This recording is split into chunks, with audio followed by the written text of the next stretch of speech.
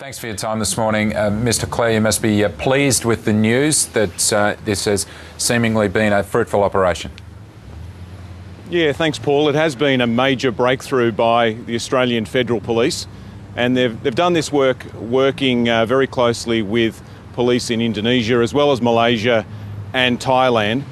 You can only do this work working together, and it's a good example of what you can achieve when law enforcement agencies across the region work together. So I'm just trying to work out who was driving this. This was the Australian Federal Police operation, and they were able to get in the other countries and the other bodies to help them?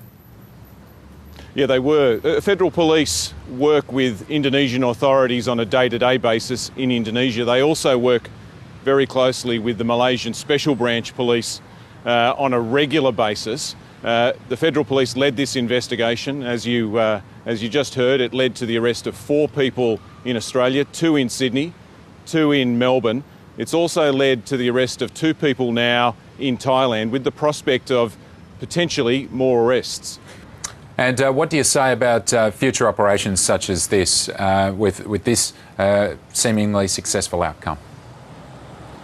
Well, this is just one example of the work that Federal Police do. They do this sort of work all the time. There's more investigations like this going on at the moment. But I do need to make the point that it's one thing for police to stop and arrest people smugglers, but the best way to stop people getting on a boat is to remove the incentive to give people smugglers $10,000 in the first place.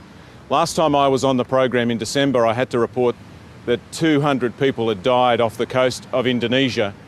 What we really need to do here is remove the incentive for people to pay $10,000 to these people to get on a boat.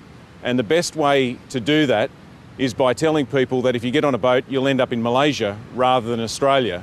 That'll stop people giving people smugglers $10,000 and it'll put these people out of business once and for all. Well, that's interesting, because the first thing that I thought this morning when I heard about these arrests was that if the AFP can work so well with bodies overseas, why then do we need a Malaysia solution? Why can't we go down this path of attacking the problem from a policing angle and an investigations angle? Then you certainly wouldn't need this Malaysian deal, which has been trouble from the start. Well, this is a little bit like putting your finger or your thumb on the end of a hose, stopping people from getting on boats and risking their lives by arresting the people smugglers. But what I would argue is what you really need to do is turn the tap off, stop people from wanting to get on a boat in the first place. And the way to do that is by telling people that if you get on a boat, you'll end up in Malaysia rather than Australia. Now, if someone told you that if you got on a boat, you'd end up in Malaysia rather than Australia, I suspect you wouldn't hand over $10,000. That's the way to stop people risking their lives and dying at sea, and it would certainly put people like the people we've arrested yesterday out of business.